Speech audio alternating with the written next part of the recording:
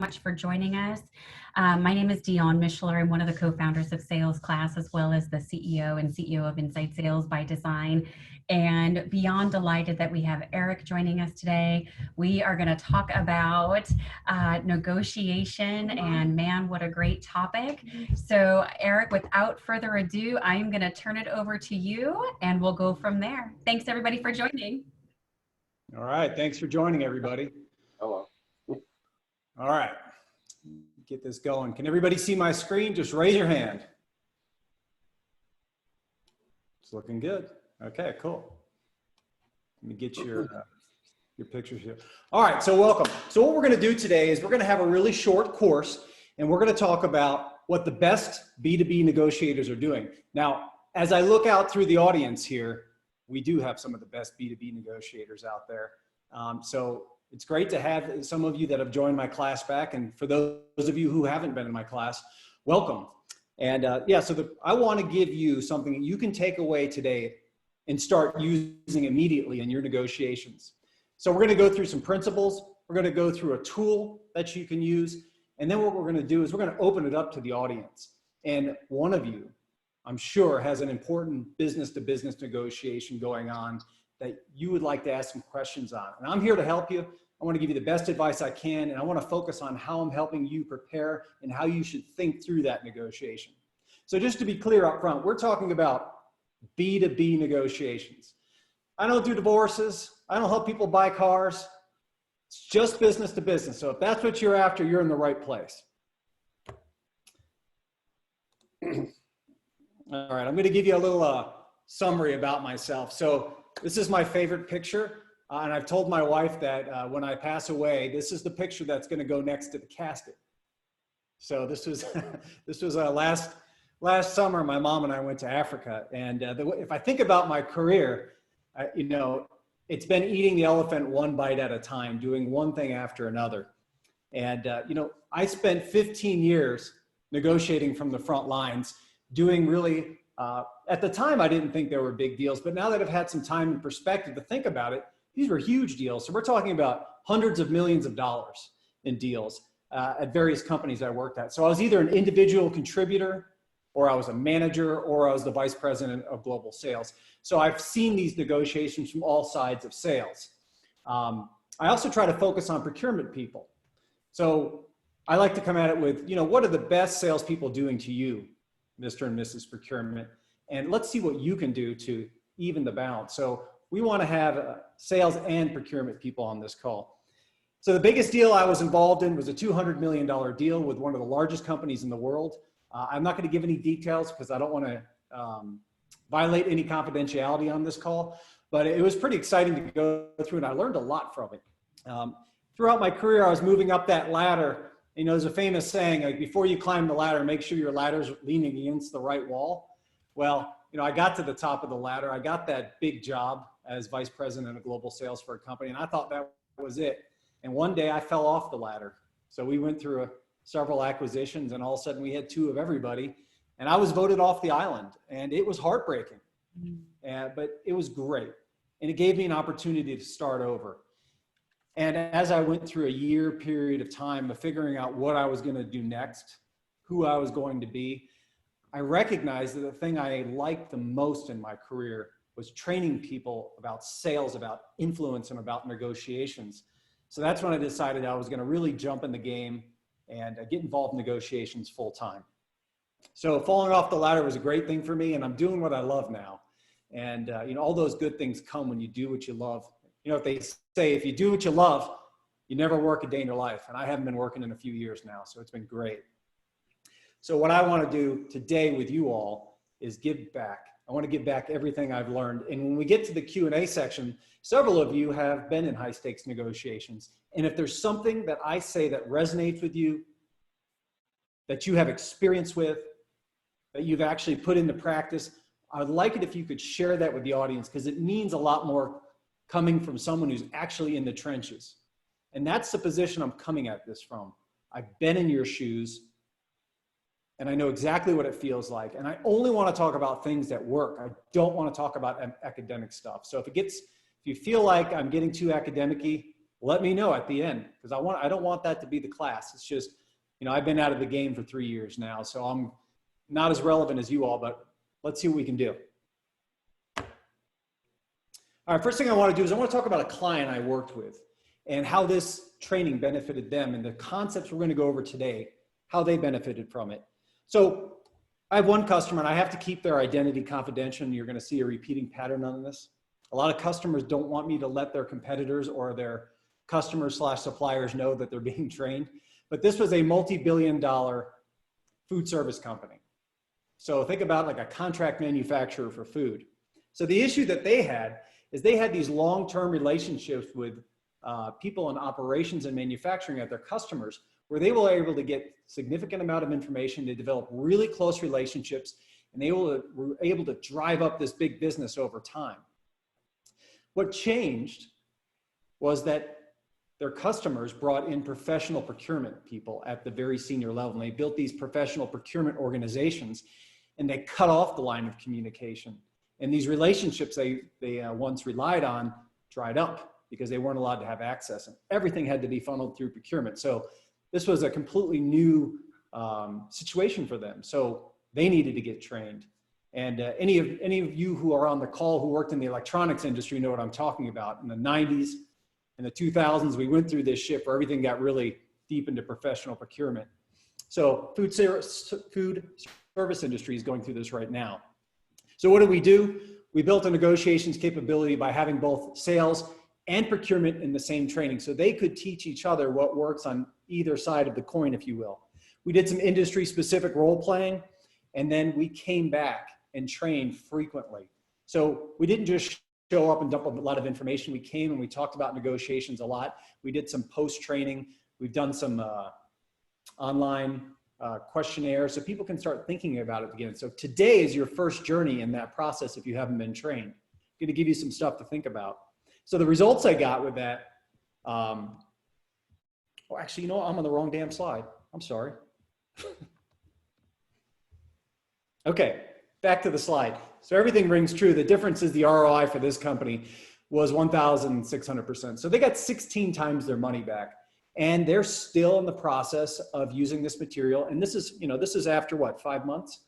So I expect them to continue to see results. Second customer I just want to give a quick shout out to was a company called MBA Energy and Industrial. So they're in the construction industry and the oil and gas energy segment. So they negotiate with people like Exxon, for example. And they pretty much had the same challenge as the company I showed you in the food service industry, which is those relationships that they relied on to drive their business were beginning to dry up because they were starting to, as they moved up and dealt with more sophisticated clients like Exxon Mobil, like Aramco, like these big oil producing companies, they had to deal with professional procurement, and nobody in their company had been trained. All the people doing their negotiations were project managers. Now, I was a project manager for 8 years in my career. Project managers are very well trained and understand very well how to deal with risk, schedule, costs, but they're not necessarily well-trained commercial negotiators like some top salespeople I see in big Fortune 500 companies. So they have this learning gap. So what we did is we took these project managers who really understood construction, understood risk, understood how to read plans, how to get jobs done on time, but didn't necessarily know how to negotiate. And we got them involved in some training. And we taught them some principles, which we're going to go over today. We gave them a tool to prepare, which we're going to go over today. And we also used some industry-specific role playing. So we picked out some really specific role playing to the negotiations that they were doing day in and day out. And then so the interesting thing is this gentleman you see on the screen started to see results, and he's like, Eric, look, I want you to come back every 6 months until I tell you to stop. So that frequent, bringing up that material frequently really made a big difference for them.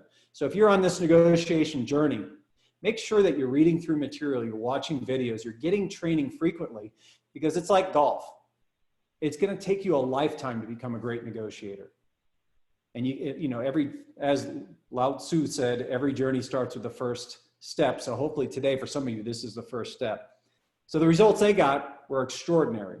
So they got $52 back for every dollar they gave me in training. So they love me, of course, because the result's been huge.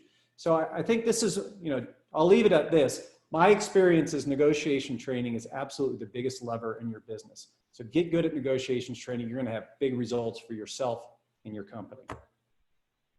All right, let's start with a poll question. Dionne, can you help me with this? I can, yes. All right. So Great. I'm going to put a link maybe in the chat for everybody, and you'll be able to go ahead and just access this, or you can actually text, but we'll do both. But Eric, do you want to go ahead and talk about it? So let me set this up. So let's think about a time when you're up against a difficult competitive negotiator. Most of you know how that feels.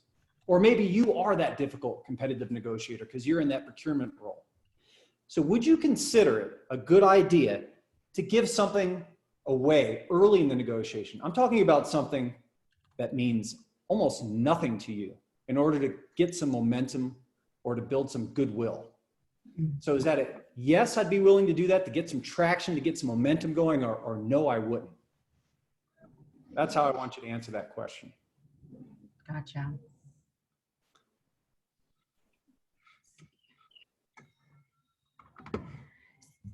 So everybody, I had put the link, or you can text, whatever you're comfortable with, A or B. So yes is A, B is no.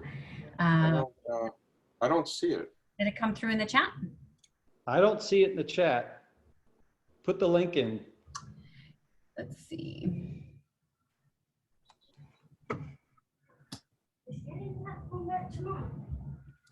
Get it. There we go. All right, great. So it's pollev.com, Dionne Misch, Yep. L884. Yeah. Silly thing.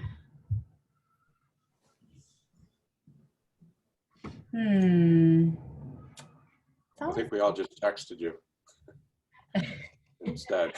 Oh no, it's showing up actually here. So let me see if I can share my screen a little bit too then. We can switch back and forth, Eric, if you're okay with that. Yeah, don't give up, everybody. Just open your browser, cut and paste pollev.com/Dionne, and let's see what we got. Yep, so you should see this poll now here. I'm looking at my second monitor, right? So we've got folks saying 67% saying yes to Eric and 33% saying no. Oh, 25, yes versus no. Yeah, we've got a lot of people saying yes. So let me go ahead and pick from the audience. Melanie, what did you say and why did you, what was your answer and why? I answered no, actually. I mean, I don't think that it actually brings any additional trust to give in so easily at the beginning of the negotiation. It gives the impression that you're just going to give in for a lot of things. Yeah, right. So remember, I set this up by saying the negotiator might be a bully, you know, like really tough competitive person. So what happens in your experience? Why? What happens when you give something to a bully? They take more. Yeah, that's the danger, right? They're going to take more. Okay, thank you. Astrid. Yeah, actually I said no. My gut feel is, I remember last time in the training I said yes, but I remember that it was wrong. So I said no this time. I learned from the classes. But my personal opinion is more yes, but I said no. Okay, you said no. So you know I'm not going to let you off that easy, right? I know. No, but it's a little bit like Melanie said. If you give up too easy, then perhaps the other person believes that you are weak. Yeah. And then if you get one finger, they takes a whole hand, and then two hands, something like this. Yeah. And Astrid, you're in procurement, right? Sure. Yeah. So sometimes you'll take the whole hand. I try. All right. Let's can someone raise their hand who said yes? I want to hear your rationale. Because, you know, the answer always depends. Brian, why did you say yes? Well, because it was either yes or no, and the real answer is yes, but I'm going to try to get something back for it. Yeah. So it's not just a concession. It's like let's start trading. I want to start with something that's not of very much value to me and try to get something back. I don't care if it's valuable to them or not. I just want it to be valuable to me. Okay. Can someone else chime in on that? Because I think you're really damn close, but not quite there. Let me pick on someone here whose name I don't know. Hey, Kim Kuchman, what did you say?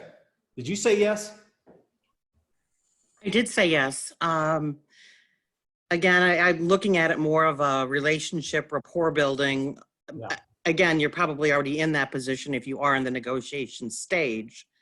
But as the previous gentleman said, I would be, giving something with the expectation of something in return. Okay. So have you thought through what your giving means to your counterparty?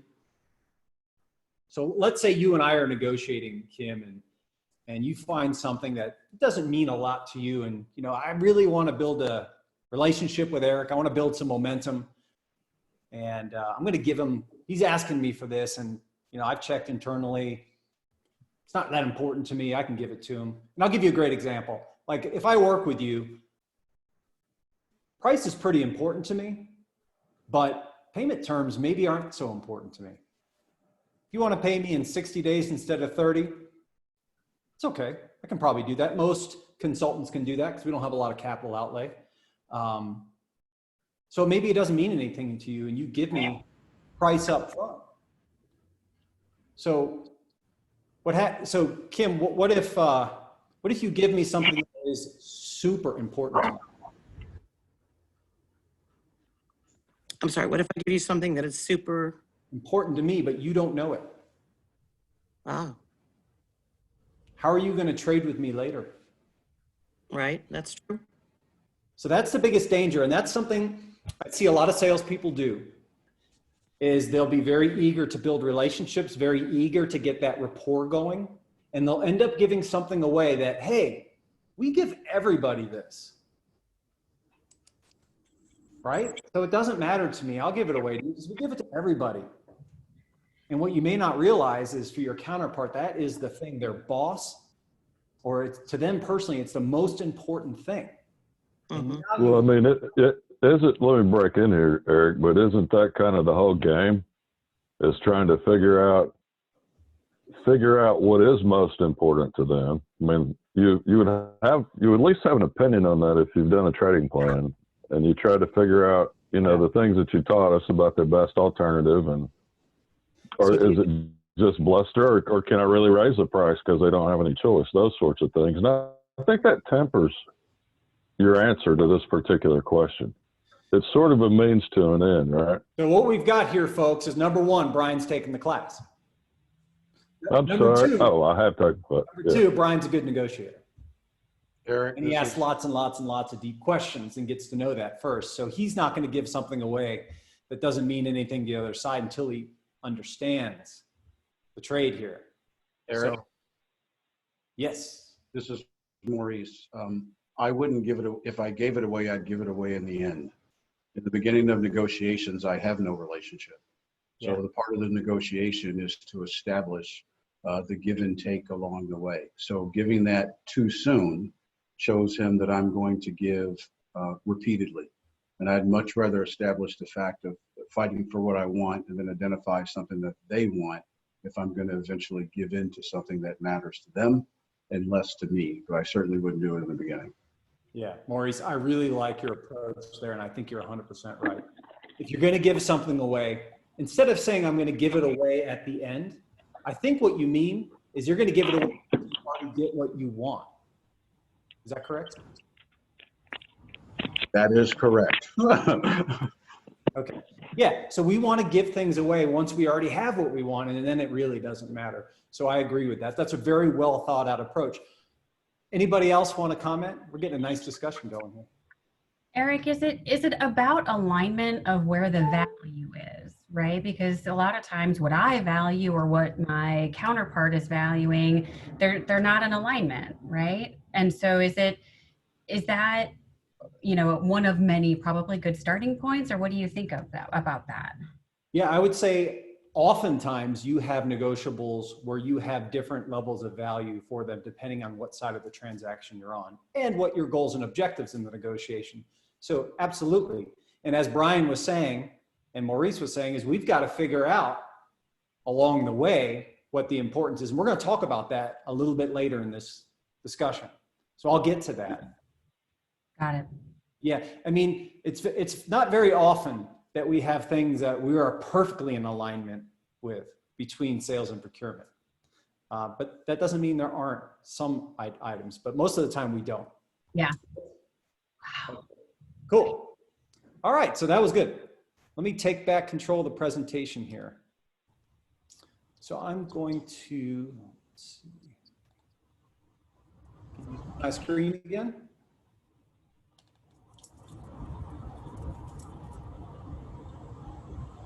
Adam, can you see it? Yes. All Except for right. the pictures in the way, I'll get them out of the way. Whoop. We can't tell. There you go. Now I can just see you. All right, I can see it. All right. All right, so I'm going to be really brief on this section, okay? And I just put it in at the last minute because I thought it was worth mentioning. But it's a topic we can get really deep on, and I do get deeper in my classes. But I want you to think about the negotiation style that you should use in the negotiation, okay? So we think about our interest versus our counterparty's interest or our goals. Are they high or low? So if our goals are both low, you know, we may want to avoid negotiating. And I'll just give some examples as I go along. You may want to avoid negotiating if a decision maker isn't there. Or you may want to avoid negotiating if your counterparty isn't showing you any respect and they're not showing up on time. How many times have you been to a meeting and the person you're supposed to meet is conveniently a half hour late every time you meet with them? Are they trying to psychologically control the negotiation, put you in a submissive rather than a dominant position in the negotiation? So you may want to avoid. Or sometimes the juice isn't worth the squeeze, right? So you know, most of us have one of these deals, right? I don't negotiate with Apple, and they don't negotiate with me because it isn't worth it. I'm only going to buy one. Maybe I buy, you know, one phone for everybody in the family. It doesn't mean anything to them. They're not negotiating. They're just putting a price up. So a lot of times it doesn't make sense to negotiate. And you need to identify that when you're going into the negotiation. Secondly, you may want to accommodate. So I have this story that I often tell, and I'm going to cut to the chase on it. I had a $30 million customer who was telling us, you've got to adjust your price. We did a should cost analysis on what your price should be. Adam knows what a should cost is. They did a should cost on it, and they said, if you don't change your price, we're going to go get another competitor, and we're going to bring someone else in, and you're going to lose that business. Well, guess what? We should have accommodated because we didn't believe them. They took the business away. We lost $30 million in business. It took us multiple years to fill that business back in. So sometimes you get pushed up against the wall. You're going to have to be willing to lose the battle in order to win the war. And that was a huge mistake that I made in my career.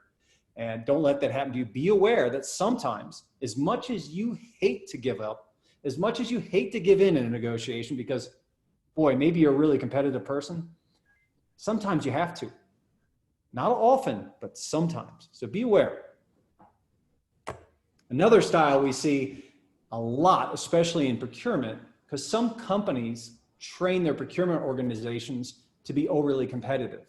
Now, I know that I have some clients from a couple of years ago with a few people on this call, in fact, where one of the big problems they had is they were too competitive with their suppliers, and they forced their suppliers to consolidate. And then they all ended up with one or two suppliers in each category, and they lost all their leverage. And they were now building back up their supply base. So you got to be careful not to be too competitive and too difficult with your suppliers. I have a story on my website about a big American company where they just, they pride themselves on beating the living heck out of their suppliers and being overly competitive. And I firmly believe that if you do that, you're going to disincentivize your supply base from sharing, from bringing innovation to you. Adam, do you have anything to say on that? I know that you're, you know, a real professional when it comes to supply chain. Yeah, I mean, that's That's absolutely proven. I think one of the better known cases, and this goes back a few years, but when Ignacio Lopez was hired to take over General Motors, so this was probably in the 80s, he came from Volkswagen. And he was famous when he came on board General Motors for calling in the suppliers and saying things like, I'm taking 20, 30% off your price. And they said, you can't do that. I have a contract. And he would pull out the contract and rip it up and say, go ahead and sue me. By the time you do, you'll be out of business. And what happened was General Motors stopped getting the best technology, new ideas at that time, which were given to the competitors. And that was part of why GM ended up losing so much market share. That's one of the most famous cases, but yeah, great example, Adam. Very, very common. And in terms of your comment about accommodating, and I think a great lesson here you're leading to is you really have to understand your own competitive position in the marketplace. Yeah. So I was in a negotiation with Nortel. It's not in business anymore, so I can talk about it. When I worked for a different, when I wasn't working for myself. And I went into a room, there were like 12 purchasing people there, and they said, you have to take 5% off a quarter for so many quarters. And I said, why? I know I have the best cost in the industry. Well, because if you don't, we'll get in trouble with our bosses. Why? Well, we have a program where we have to negotiate 5% off every quarter, and we're going to get signaled to our bosses. And I said, well, I already know I have the best price in the industry. So if you want, I could raise my price and then take 5% off for the next 4 quarters. And they sort of shrugged their shoulders and we kept the business. Yeah. But that was because I really knew where I stood in the marketplace. Yeah. Yeah. I sold to Nortel, so I'm aware of that as well. Yeah. All right. All right. Moving on. So thank you, Adam. That was great feedback.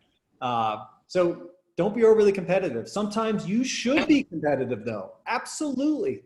If there's low switching costs, if there's an abundance of suppliers, for example, where they're selling the same thing, if you're buying a white pickup truck in Texas, you should definitely have people compete. So there is a time for that. Just be careful. And then of course, collaboration. Anybody on this call that's in sales, you naturally want to collaborate with your customers. And those of you that are in procurement, maybe it's not as natural, but you should definitely start off collaborating because you're going to get information. And believe it or not, you should be gathering information, doing exactly what the top salespeople are doing to you, because you're going to be able to use this in your negotiation, like Brian was saying, like who else was saying,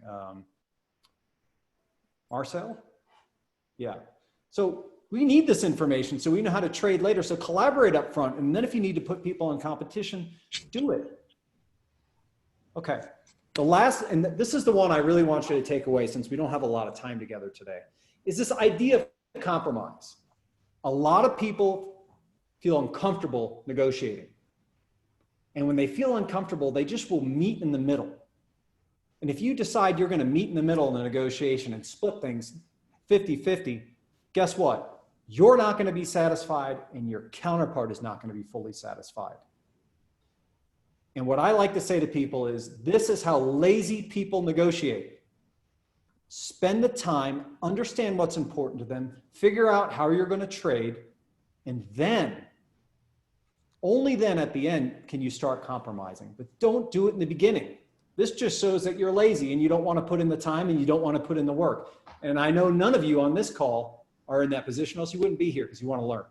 So don't start off compromising. If you see your colleagues starting off compromising, hey, sometimes you'll see your boss who maybe isn't in the wild very often, doesn't have a lot of direct experience negotiating, they haven't done it in a while, start compromising.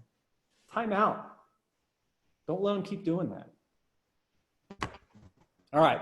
So I love this slide. I show it all the time. Some of you have seen it multiple times, but this is a great example of why we don't want to be overly competitive. Okay. All right. Seriously. That's a fun one, right? That's so terrifying on every level imaginable, right? So Yeah. But sometimes government contracts are lowest price wins no matter what. I don't know if that was the case for NASA, but all right, that was fun. All right, so one of the promises I had for you is we're going to figure out what kind of negotiation we're in, because it's going to make a big implication on how we prepare and how we think about negotiations. So I'm going to throw a little theory, some Harvard speak out there. We've got distributive and integrative negotiation. Distributive negotiations are, I'm trying to get as much value as I can for me, and I don't care how much you get for you. I want all the pie. It's for me. Very competitive. The other end of the spectrum is integrative negotiations. This is where I want to work with you long term. I want to make sure you get what's important to you, and in return, I want you to give me what's important to me, and I want to trade. And I want to build some additional value. So we're going to spend some time talking. We're going to spend some time exploring interest, and we're going to create more value. And once we create that value, we're going to begin to split it up. Okay? We all want to be in that kind of negotiation. Unfortunately, a lot of us, maybe corporate culture, maybe who your boss is, maybe what you've learned, maybe your notion of negotiation, you're really in that distributive, like I want to come in and I want to win at all costs. Because it's important for my ego, or it's important for my commission, or it's important for my bonus structure. So the question I want you to ask yourself when you go into a negotiation is, where is this negotiation? Are we in this highly competitive, or are we in this highly collaborative negotiation? And you'll know up front, okay? If you're just responding to an RFP, well, guess what? You're not in a collaborative negotiation. I heard a great statement from someone the other day, and he said, you're in a beauty contest if you're in an RFP. And you don't want to be in a beauty contest because you can't create value. So the truth is, you're never on one side or the other. You're generally somewhere in between. But if you're in this highly competitive, highly distributive negotiation, what's going to be important are these negotiation fundamentals that we're going to talk about today. Because this is where you derive your power, and this is how you influence. If you're in a very integrative or collaborative negotiation, the second thing we're going to learn today, which is about using a tool to prepare a trading plan, is going to be extremely important to you, because you're going to have the opportunity to create value in trade. So depending on where you're at, you need to think about what you pull out of your toolbox when you negotiate. Okay? So please spend time up front and really give some thought to, how is this going to go? Am I in a really competitive situation where they're just trying to beat the crap out of me on price? Or if I'm in procurement, you know, they know that they're the only game in town and they're going to jack their price way up? Or am I in something that's more integrative, where we're going to trade and build a relationship and create value for both parties? Because we both want this win-win. Okay?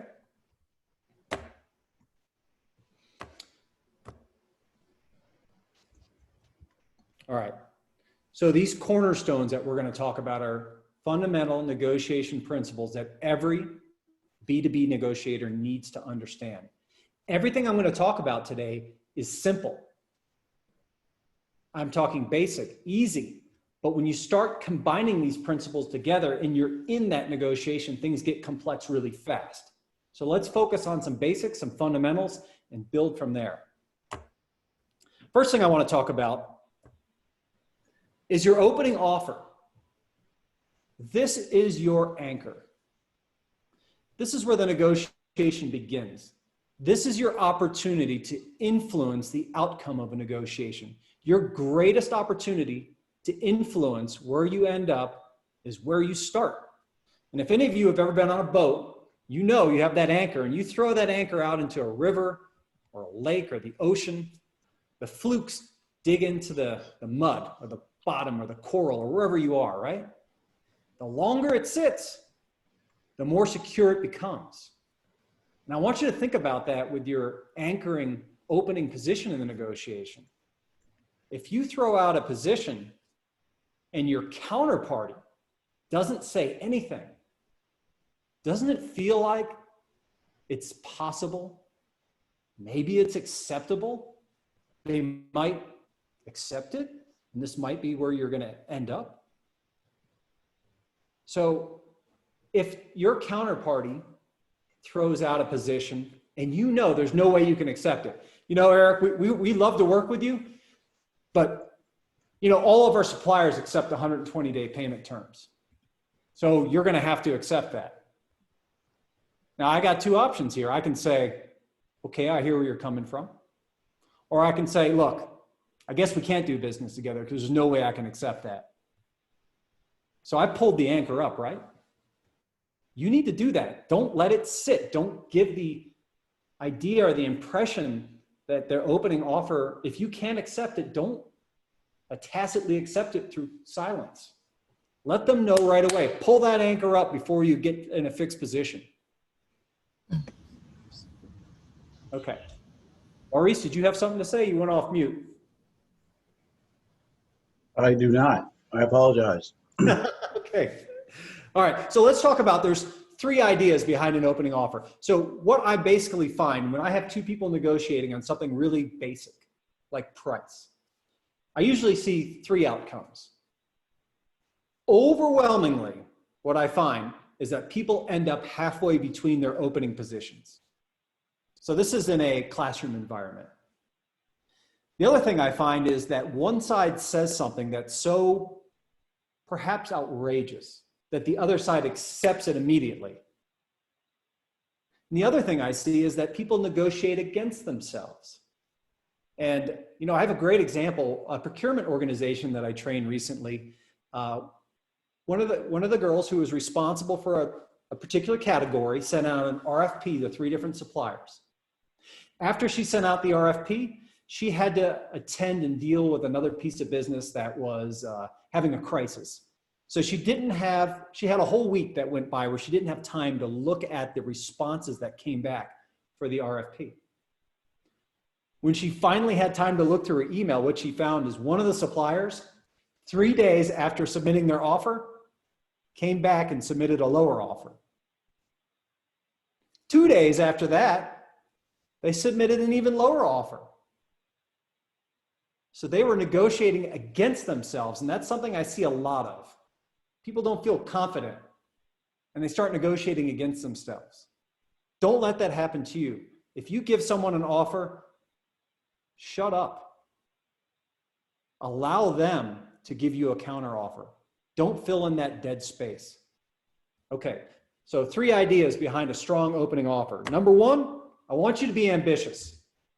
If you're in sales, your boss, your pricing department, your finance department, someone gives you a price to bring to a customer. If you have your own business, you come up with what your bottom line price is, right?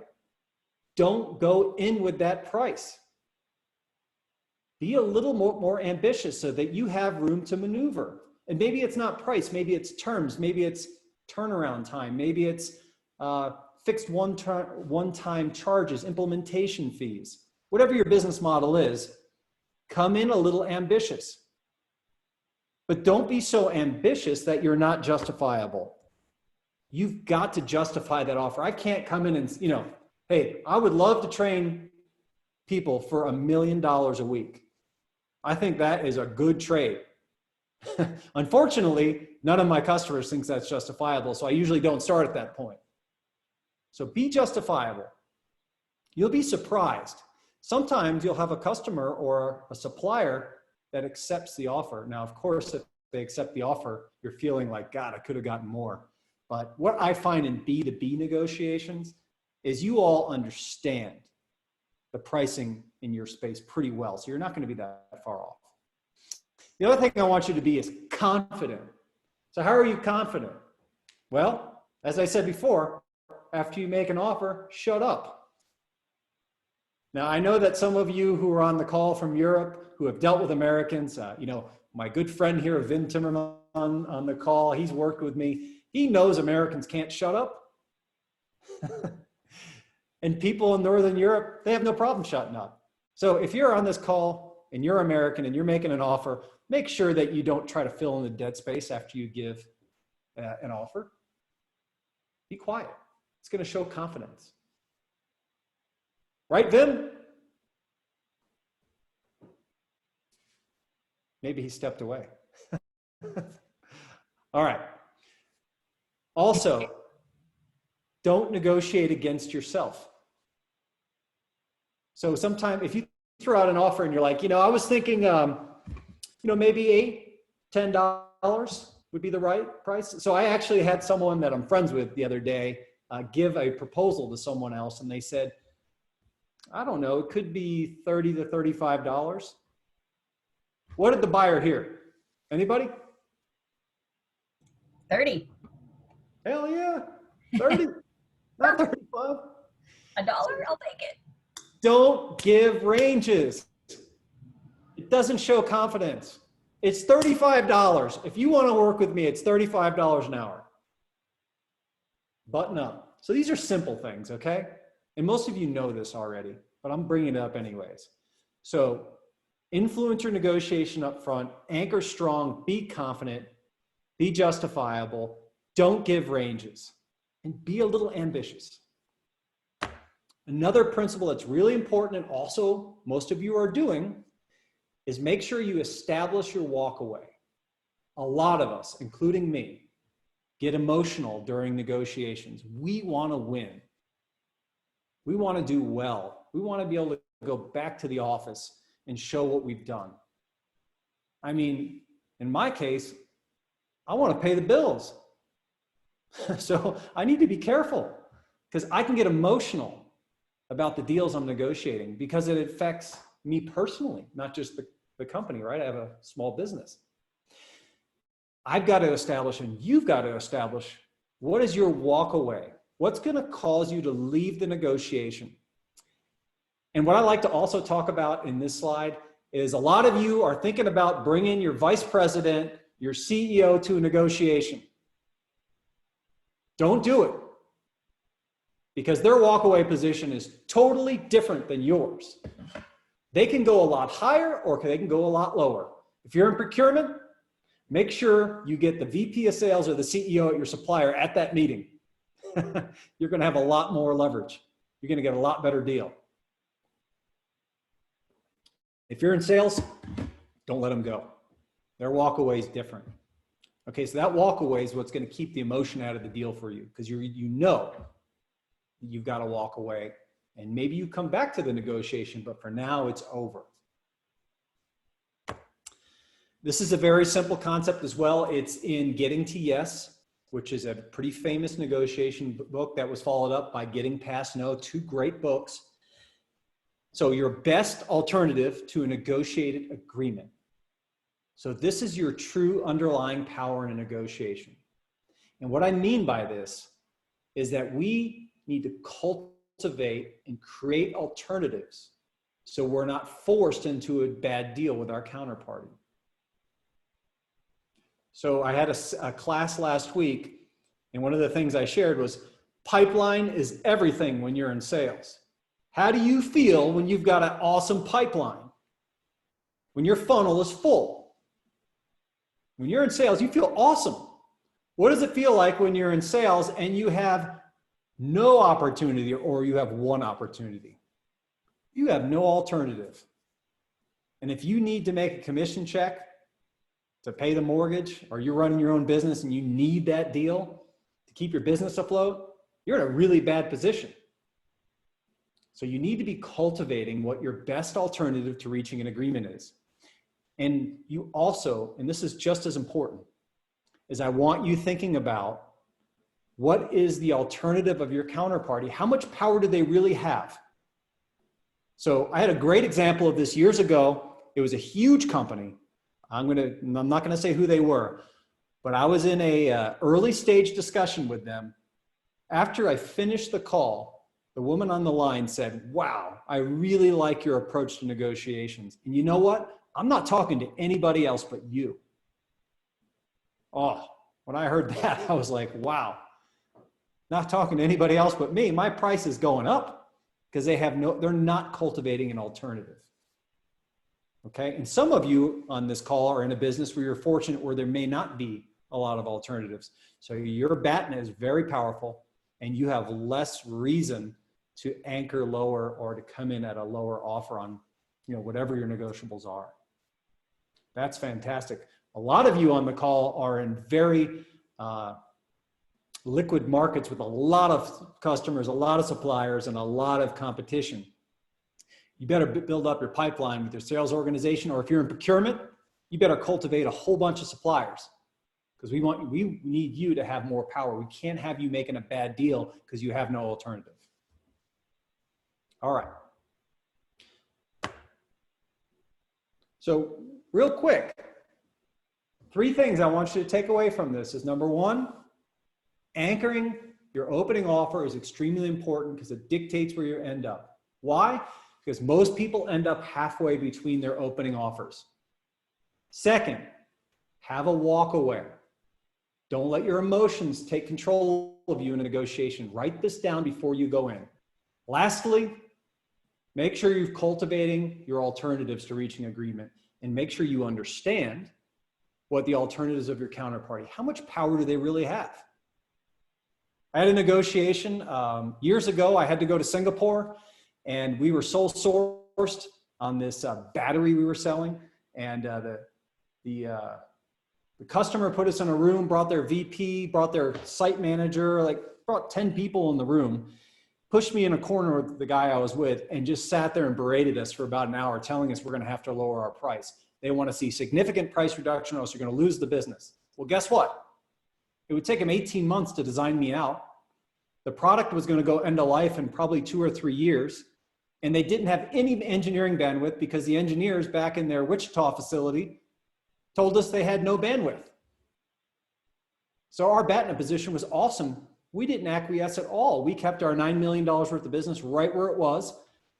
It was a terrible experience personally to go through, but we didn't have to budge, and we didn't. And we had a lot of angry people yelling at us for about an hour. That's all right. All right, poll question, Dionne. It's up and running. We've got some folks answering already. So we have an answer to an answer to the question. We have 67% saying that they spend 3 hours against 1 hour of prep. Oh, we've got half an hour. So 50-50 at this point. So for those of you that had joined on your mobile, which I did, I activated this question. So it should pop up if you did this on your mobile or even on your desktop in another window. Yeah. 75-25, 3 hours to half an hour. I'm going to stop sharing so you can share with us. Yeah, not a problem. Awesome. Thank you, Dionne. I really appreciate you doing this. Of course. Yeah. So we've got 75-25%, 3 hours to half hour versus in preparation versus negotiation. That's pretty impressive. Okay, let me see here. Can you see it? Okay. Yeah. So awesome. I think a lot of people on the call have taken my class. So if you have, bravo. And if you haven't, and you put 3 hours in, you are on the way to becoming great negotiators if you aren't already. So we want you to spend, in best practices, to spend between 2 and 3 times the amount of time in preparation as you do negotiation. So if you're in that 25% that said, I'm spending a half hour for every hour to negotiate, you're not spending enough time. I'm talking about your important, critical negotiations. So, but it looks like the majority of you are in really good shape. Awesome. Proud of you. Okay. Well, all right. Go ahead and I'll stop sharing, Eric, if you want to go back and share. And I think what you were talking about with that deal, that story you had just shared, is it speaks to really knowing your customer. And sometimes in certain cases, you know, salespeople sometimes, for better or worse, maybe think they can wing it and everything will be fine, versus to what you said, knowing the details of somebody's business, which is pretty important. Dionne, I'm glad you said that. Don't wing it. Please don't wing it. So many people try to wing it. If you're going to buy a car, go ahead and wing it if you want. If you're doing, you know, if you're on vacation and you're in some kind of a, you know, if you're in Hong Kong and you're in Stanley Market and you want to buy some textiles, wing it. I don't care. If you're in a B2B negotiation, get prepared. So let's talk about what you're going to do with that time to prepare. Most importantly, really the key ingredient here is you've got to find out what your counterparty wants. And they're not going to tell you. Or they're not even going to, it's not even going to be top of mind what they really want, what their underlying motivation is. What they may be telling you is, we need 5% cost reduction year over year because we're Nortel, and that is our business requires that because the CEO told us this is what we have to get. Well, that's not why they need it. They need it because they're going out of business. So we got to find out what they want and why. This takes days, weeks, months, and your initial ideas of what you think they want are probably wrong. So I look at the names on here. I've worked with several people that are on the call, and they spend years sometimes understanding what their counterparty wants. They're constantly changing. So put in the time. This is where you're spending that 2 to 3 times. Figure out what your opening offer is, where your walkaway point's going to be, what your best alternative is, what their best alternative is. This takes a lot of time. So this is where you're spending your time. But, you know, get good at these Zoom calls.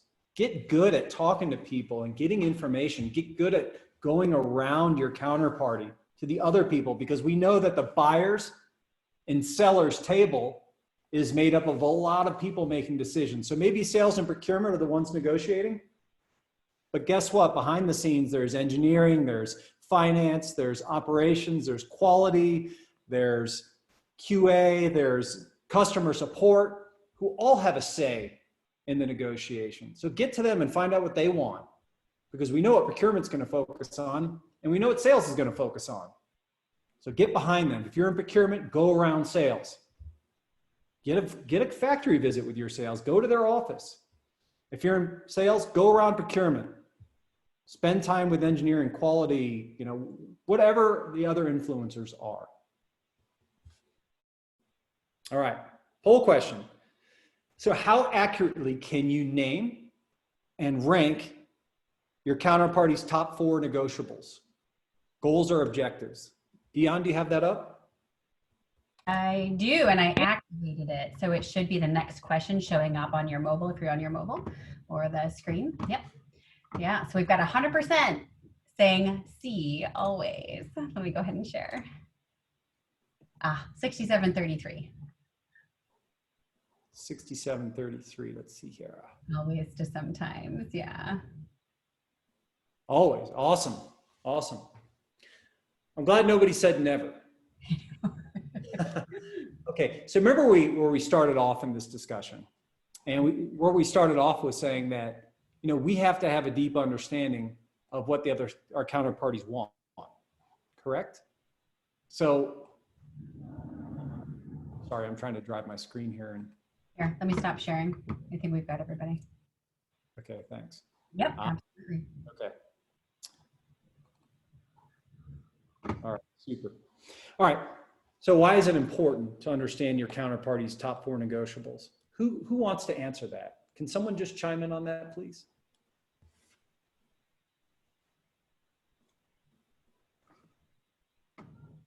Dagna, can you help us? Why do you need to know the top 4 negotiables from your counterparty before you negotiate?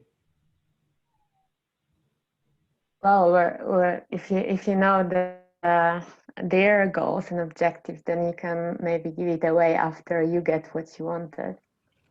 So you build trust as well. Well, forget about trust. I mean, that's important, but you'll know how to trade. Yes. Because remember we said you can either be in that side where it's a competitive negotiation or collaborative. Well, if you're going to get on that collaborative side, how in the heck are you going to trade if you don't know what's important to them? So focus on always understanding at least their top, I don't know, 2, 3, 4, 6, you know, depends on the complexity of the negotiation and what's at play. But know what's important to them. Thanks, Dagna. Thank you. All right.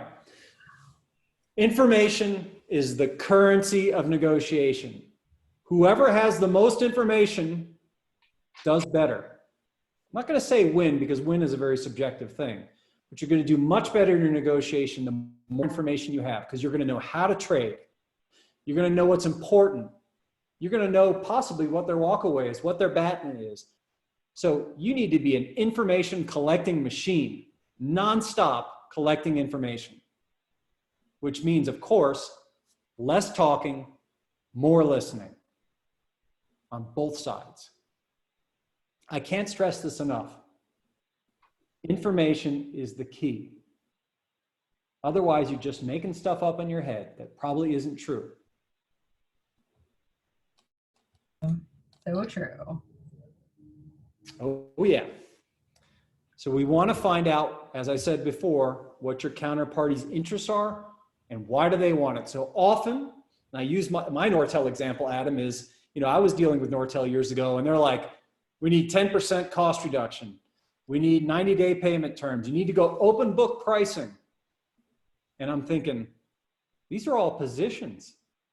They're telling me what they want, but these are positions. This isn't why they want it. This isn't what's behind it.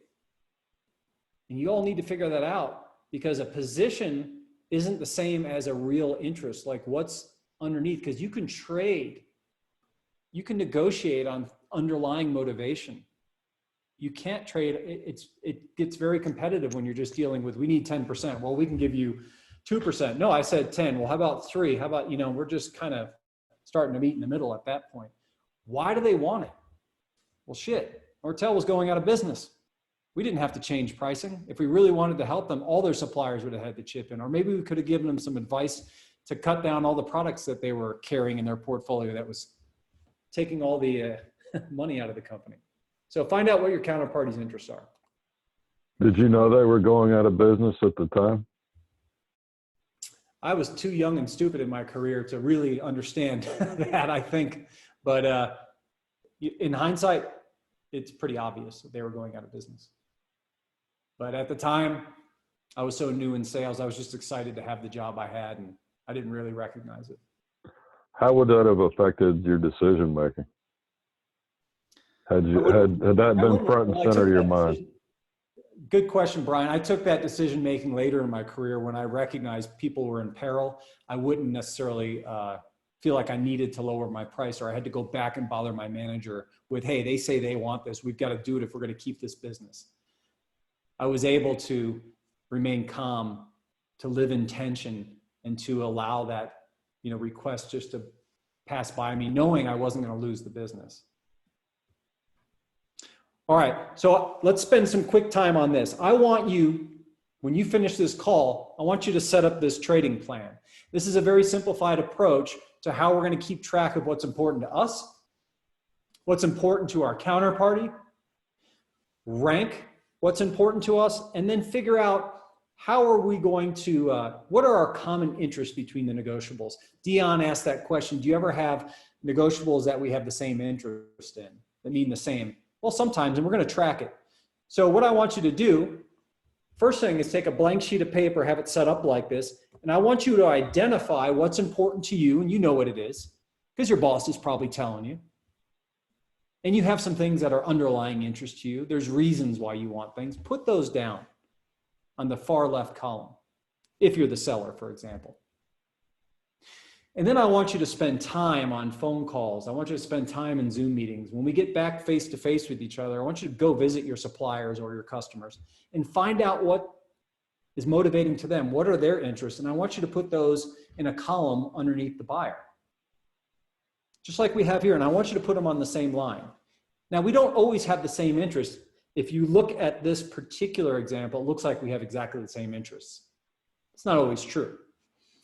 So identify the negotiables. That takes a long time.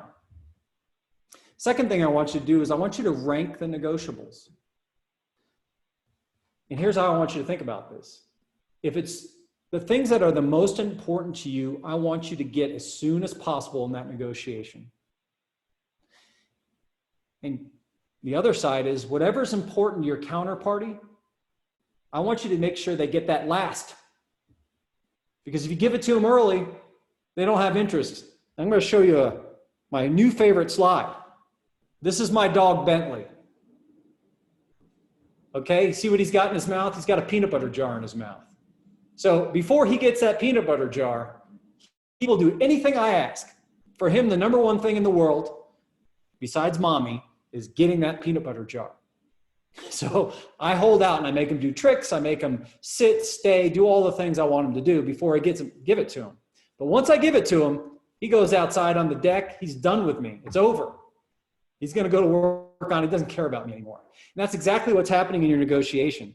If you give your counterparty what's most important to them early in the negotiation, they're done. They're out of there. So don't do that. So it's really important that you're able to rank their negotiables. So I come from an engineering background. I like to force rank things 1, 2, 3, 4, 5, like I've done here. But I don't give yourself brain damage. Let's just say that for the buyer in this case, delivery timing, non-recurring charges, and price are the most important things to that buyer. And I want to make sure that I'm pushing out those negotiables as long as I can, and I'm getting them to agree to give me the deal, number one, to pay recurring engineering charges, and to work with me on payment terms. I want to get those things satisfied as soon as possible. So if you don't have a plan written down and you're in that negotiation in the heat of the moment, you're going to forget this. So give yourself a game plan and write this down. It's going to help you tremendously. The next thing I want you to think about is, what are our interests in the negotiables? Do we share an interest? So in this case, we both want to have a low defect rate. I don't want to build a product that has a lot of defects, and my procurement person certainly doesn't want to buy it. So we share the same interests. Other interests, we're calling them leverage or trade. So this means where it's more important to one party than it is the other. Remember that opening question, would you give something away that means nothing to you to build goodwill? Well, not if it means everything to them. So you have a differing interest. It means nothing to you, but it means a lot to them. These leveraged interests we want to trade, we want to bundle together. Maybe we want to trade a couple differing interests for a competitive interest. So what's the competitive interest? Price. What else? Non-recurring charges. So this is an engineering example. So anything to do with money generally is something that we're going to compete on. So those are competitive interests. So we want to use the leveraged trade interest. Those are what we're going to trade with. And sometimes we're going to trade one leverage interest for another. Or sometimes I'm going to give you something I don't care about, but you're going to come up on the price. So I hope this makes sense to everybody. So number one, identify your negotiables. Number two, rank them, because we want to trade in a sequence that's favorable to us. What's favorable to us? Getting our number one negotiable satisfied early and pushing off our counterparty's number one negotiables as far and as long as we can to keep them interested and keep them chasing that jar of peanut butter. And then we want to identify our interest in the negotiables, take those leverage tradable interests and use them to trade against other leverage interests or to work on some of those competitive interests. So I go into this in a lot more depth with role playing in class, but today I wanted to give you that information. This should help you tremendously. So if you're in that integrative, collaborative negotiation, this is going to be a great tool. If you're in the distributive competitive negotiation, you really want to think about those principles we talked about before. All right, so I want to open it up to the floor. Questions, comments, any of you dealing with a negotiation, we can keep it confidential. Don't tell us the name of your company or your counterparty. And I'd be happy to give you some advice. And maybe there's some people on the call who can give you great advice. Absolutely. And thank you, everybody. I know it is the top of the hour, about 5 minutes after. So think through some of the questions that Erich was just asking you. If you've want to talk with Erich, please go ahead, unmute yourself or put something in the chat, right? But I also want to share that you will get a recording of today's session. And so that will be coming from Erich. We are a community here at SalesClass, so we typically email everybody on the CC line. There's no ill intent with that. I encourage everybody to network with one another, connect with each other on LinkedIn, ask Erich some questions. If you aren't connected with him already, make sure you're doing that. You'll see a follow-up email from Erich with this deck. And then one of the things that is new for SalesClass that we want to do is a segment called Where Are They Now? So for those of you that are looking at and absorbing a lot of what Erich is teaching today. Erich, I'm going to ask you, right, and everybody here connect, but then a volunteer either 30, 60, or 90 days out to kind of give us your where are they now story, right? So you were able to take some of this information, put it into practice, and what results were you able to achieve given to teachings? So be on the lookout for some of that information. Yeah. Yeah, and if you give me a story, I'm going to probably make a video about it. So some of you on the call have given me some negotiation stories, and I've recorded them and shared it with the world. And you know, that's my mission, is to share what works with the world. I think that's amazing. I know, Erich, I think we're running, I think folks are running into other meetings and things of that nature at this point too. Who's got a comment or a question? Who's in a negotiation? They need a little help.